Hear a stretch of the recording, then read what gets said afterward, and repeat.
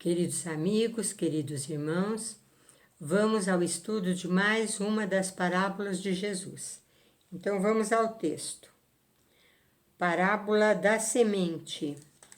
O reino de Deus é como se um homem lançasse a semente à terra, e dormisse, e se levantasse de noite e de dia, e a semente germinasse e crescesse, sem ele saber como. A terra por si mesma produz frutos, primeiro a erva, depois a espiga, por último o grão cheio na espiga. Depois do fruto amadurecer, logo lhe mete a foice, porque é chegada a ceifa. Marcos capítulo 4, versículo 26 a 29.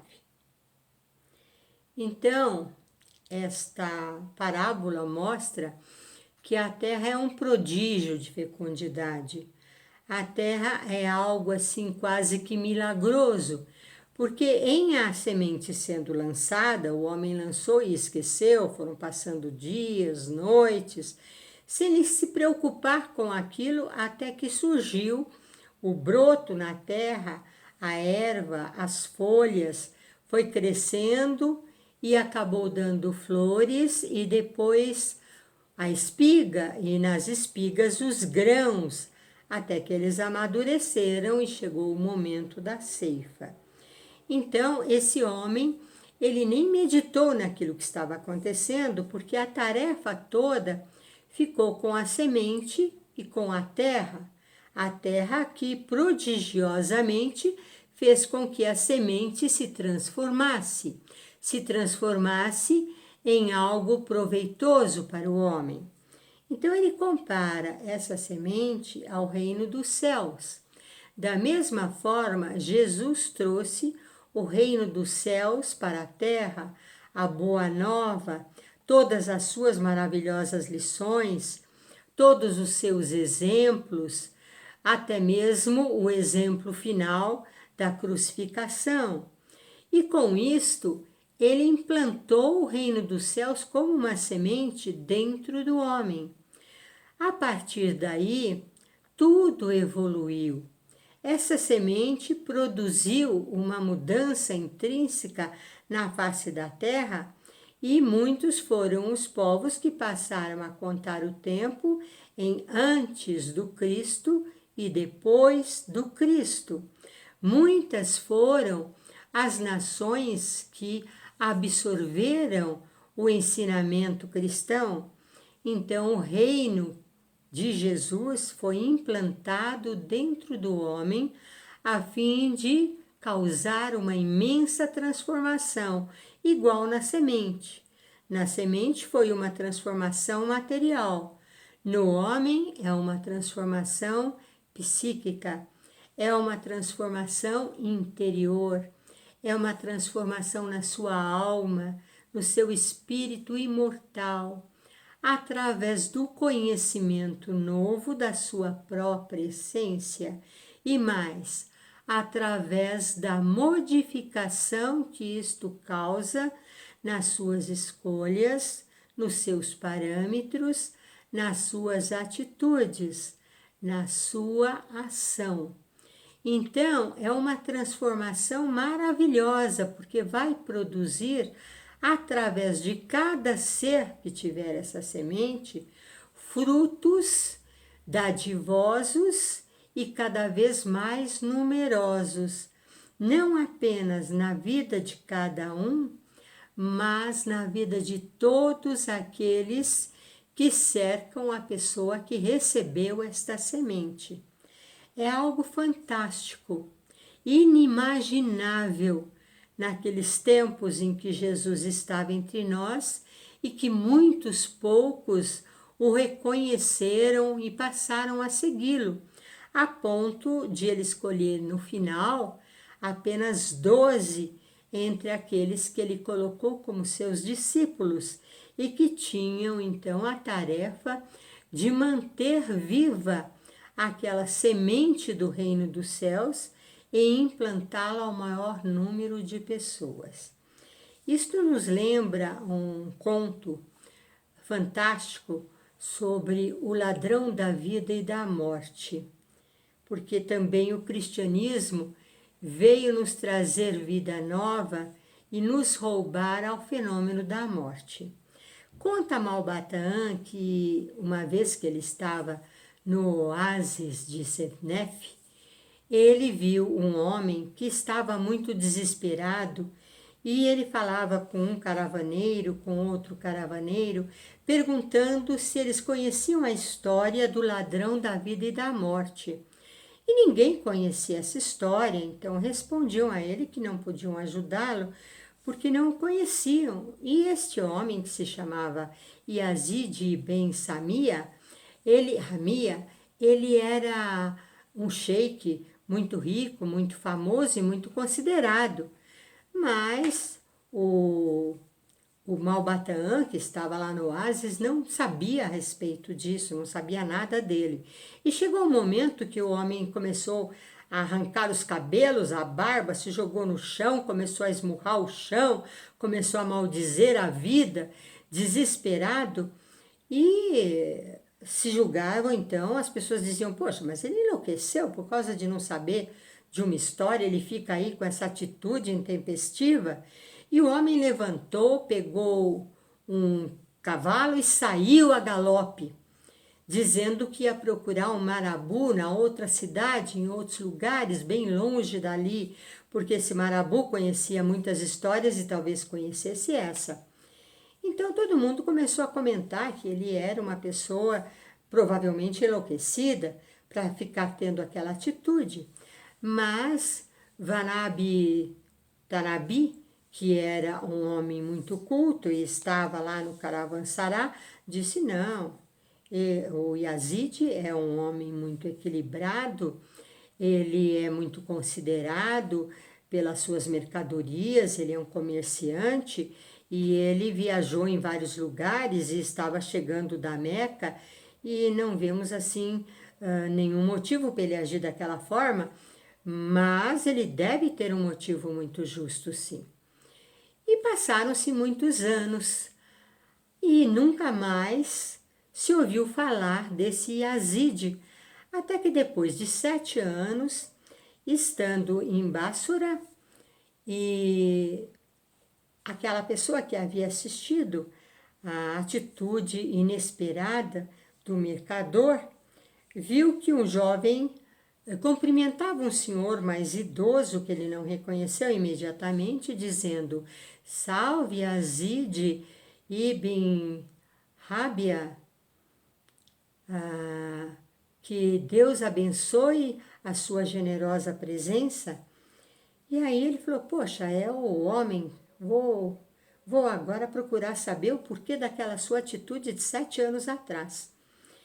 E ele, com muito respeito, cumprimentou o mercador e pediu a ele se podia conversar com ele e descreveu a cena que ele havia assistido há tanto tempo lá no oásis de Nefebit e perguntou se ele poderia lhe explicar a respeito do que tinha acontecido. E o homem falou: sim, eu posso lhe explicar com muita tranquilidade. Vamos nos sentar aqui perto da mesquita e eu lhe conto o que estava acontecendo. Eu fui fazer uma viagem com alguns companheiros a Meca e antes de viajar eu procurei o Sheidid, que era um homem muito sábio, um religioso muito conceituado na minha cidade, e pedi a ele que guardasse todos os meus bens em joias, em haveres, até que eu voltasse da Meca, ele me restituiria esses bens. Mas ele me falou: olha, a viagem é longa, às vezes pode acontecer imprevistos na viagem, na sua ida, lá mesmo ou na sua volta. Então eu vou lhe contar uma história e quando você voltar, se eu não o reconhecer, se você estiver diferente, você me conta a história do ladrão da vida e da morte e eu saberei então que é você, o Yazid, e lhe entregarei os seus bens. E ele me narrou com detalhes a história do ladrão da vida e da morte. Com isso, eu parti tranquilo com os meus companheiros, com a minha caravana, os meus camelos, alguns cavalos e fui para Meca. E fiz toda a peregrinação que é devida no local, mas eu fui acometido por uma doença, fui tomado por febres muito fortes, tive que ser recolhido a uma pensão e fiquei entre a vida e a morte durante muito tempo, até que me recuperei e me programei para voltar à minha cidade e pegar os meus haveres. Mas eu não sei se por conta da febre ou o quê, eu havia esquecido completamente a história do ladrão da vida e da morte. Foi quando eu passei para aquele oásis no Caravançará e comecei a perguntar a todas as pessoas na esperança de que alguém soubesse a respeito da história, porque se o meu guardador não reconhecesse, eu teria que lhe contar a história, e fiquei desesperado quando vi que ninguém jamais ouvira falar a respeito daquele conto. E por isso fui até um oásis mais longínquo, onde vivia um marabu muito idoso que conhecia as maiores histórias do Oriente. E demorei muitos dias para chegar ao local e tive a infelicidade de, quando eu cheguei, saber que aquele marabu, infelizmente, havia falecido há 3 dias atrás. O meu desespero foi imenso, mas ainda pensei que talvez eu devesse voltar à minha cidade. E reuni o pouco que eu ainda tinha e me programei para voltar à minha cidade. Mas no meio do percurso, eu fui assaltado. Fui assaltado e perdi todo o resto dos meus haveres e me tornei escravo dos bandidos que haviam me assaltado, tendo que passar a trabalhar para eles e viver de uma forma muito miserável durante muito tempo, muitos anos. Até que numa das cidades onde nós havíamos nos albergado e eu estava trancado num quarto, houve um vendaval, um terremoto terrível, um furacão, e a cidade foi toda atacada, de tal forma que a natureza derrubou muitas casas, inclusive o local onde eu me encontrava prisioneiro, de forma que eu fugi dali. Mas fugi, pobre como escravo, sem haveres, sem nada, e acabei me ligando a bandoleiros que assaltavam caravanas e faziam determinadas coisas que eu não aprovava, mas ou eu ficava com eles ou eu arriscava a ser pego pelos meus antigos assaltantes e donos. E assim fiquei mais muitos anos junto deles, até que um dia eu reuni todo o grupo, que até tinham se tornado meus amigos, e contei a minha história e falei que eu iria tentar reaver os meus bens, mesmo sem saber e sem lembrar a respeito do conto da história do ladrão da vida e da morte. E nisso, um dos meus companheiros de grupo de assalto a mercadores me disse: por que você não falou isso antes? Eu sei essa história. E todos nós sentamos para ouvir a história da vida e da morte. E depois disso, já se haviam passado mais de 5 anos e eu estava bem longe da minha terra, eu consegui voltar à minha terra já sabendo a história, pronto para contá-la com todos os detalhes para aquele senhor religioso a quem eu deixara os meus bens. E quando cheguei, ele estava à porta. Eu desci do meu camelo e, como sempre faço, acariciei o focinho do camelo e me dirigi a esse senhor, dizendo-lhe: talvez o senhor não me reconheça, porque já se passaram 7 anos desde que eu aqui passei e deixei os meus haveres. O homem me olhou com muita simplicidade, com muita bonomia e disse: Não, eu acabo de reconhecê-lo. Você é Yazid Ibn Ben Hamia, não é? Eu me lembro por você, mas você demorou muito tempo para chegar. Vamos entrar e você me conta o que aconteceu. Ele disse: Olha, eu estou pronto a contar a história do ladrão da vida e da morte. Ele disse: Não, não precisa contar essa história. Quando você aqui esteve, quando você desceu do camelo, você desceu exatamente da maneira como você fez hoje. E fez o mesmo agrado no focinho do animal que você fez naquele dia em que veio trazer os seus haveres. Só por esse gesto eu já pude reconhecê-lo. Você não precisa me contar a história. E assim eu aprendi uma grande lição. Eu aprendi que às vezes a gente perde muitos anos da vida somente por não fazer um agrado no focinho de um camelo. Falou Yazid, aquele que o arguia a respeito da história.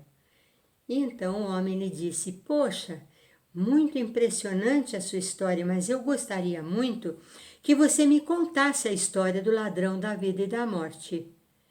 O mercador sorriu, olhou e disse: Você vai ter que me desculpar, eu sou mesmo um homem muito esquecido. Eu não me lembro mais como era essa história da vida e da morte. Então é como a história da semente, que ela como que morre numa sepultura e ela explode de tanto amor que rompe a terra e se transforma em árvore eternamente em fruto e flor. Assim somos cada um de nós, segundo a parábola que Jesus contou aos seus discípulos com relação ao reino dos céus. Mesmo que nós passemos uma ou muitas vezes pelo fenômeno da morte, nós estaremos como uma árvore produtiva, transformada, transformadora por dentro de nós, através do reino de Deus que habita em nós e através dos ensinos a respeito desse reino de Deus que Jesus nos trouxe. Portanto, a parábola é minúscula, pequena, mas o ensinamento é imortal para cada um de nós.